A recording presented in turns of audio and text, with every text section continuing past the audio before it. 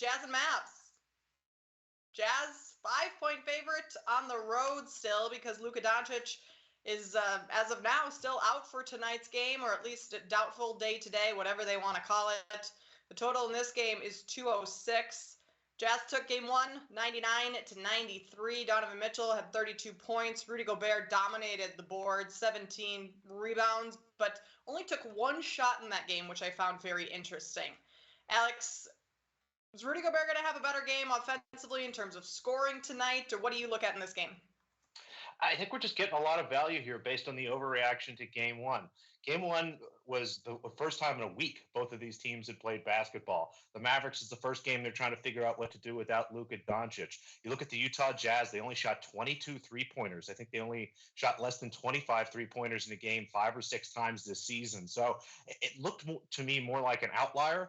I'm sorry, the game was also played early. That was a noon tip for the Mavericks and an 11 a.m. tip, for the body clock of the Utah Jazz. Early start times are just death for some of these totals. So I go back and look at that game. I'd be shocked if this game was played at such a slow pace. The Jazz only 83 shots in that game. The Mavericks only 76 shots with, 50 some free throws, but just a really low number of possessions.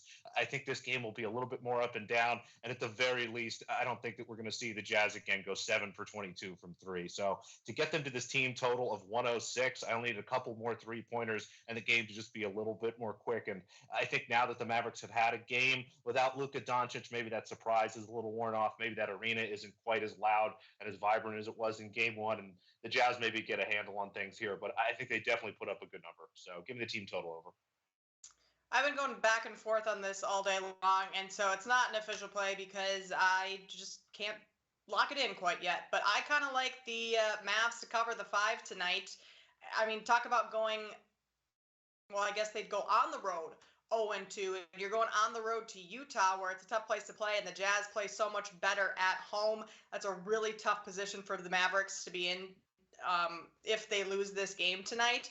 So I think they come out with a little bit of a sense of urgency, maybe even more so than they did in game one without Doncic on the floor, and really take it to the Jazz tonight. And the fact that this line, I mean, this is where the game opened, or closed, I should say, at -5, 5.5 in game one, and the fact that it hasn't really moved much is a little concerning to me. I don't know what that it means. I feel like it should move at least a point or two.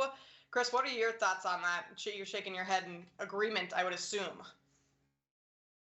Yeah, it's just kind of weird that, I mean, for me, it's a little weird that the line is exactly where it was. Obviously, Dallas fought back really hard, really commendable effort by Dallas to end that game towards the end, but obviously then the Jazz took it back. If they're still on the road, right? I mean, the line, pure power ratings, the line probably makes sense, but especially without Luka. But I would just expect a little bit of an adjustment after game one. Maybe 5.5, 6 in favor of Utah. I would think plenty of bets would still come in on the Jazz if that was the case. But I'm not a bookmaker, so here we are. I got to say, it's tough for me to know how to attack this game without Luka. Obviously, Dallas doesn't have the same scoring prowess. Maybe look at a prop bet for Brunson and for Dinwiddie, who did shoulder a lot of that offensive load, and they didn't even shoot very well, and they still scored over 20 points each. So, that's in the ballpark where their points totals are going to be. So maybe that's something to look at again as they continue to shoulder that load. Impressed again by Dwight Powell too, and the kind of defense he's playing. Really a lot of effort from him. So I want to play on the Mavs because how hard they fought in that last game was really great. I don't know if they can keep that coming with the same energy and the same intensity against, let's face it, still a very talented, very capable Utah Jazz team. I mean, they're going to be outnumbered here in a lot of different matchups still. So it's just a really tough game to handicap for me.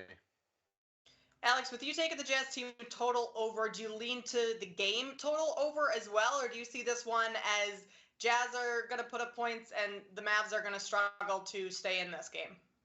Yeah, definitely lean towards the full game over here. again, you go back and look at the game.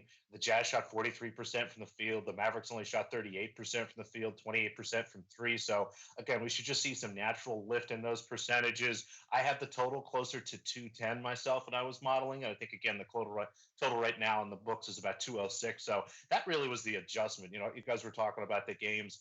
Tonight, they're pretty much exactly from right where the game one lines are, with the exception of the Sixers. Given that injury news, that move makes sense.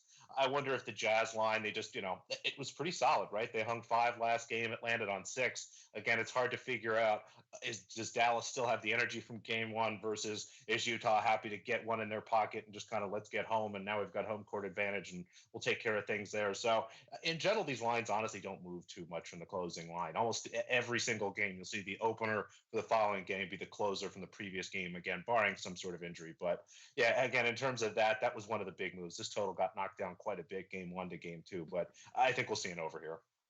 All right, well, you're playing the team total for the Jazz over 105.5 in this game. Well, apparently here I'm playing the Mavs +5.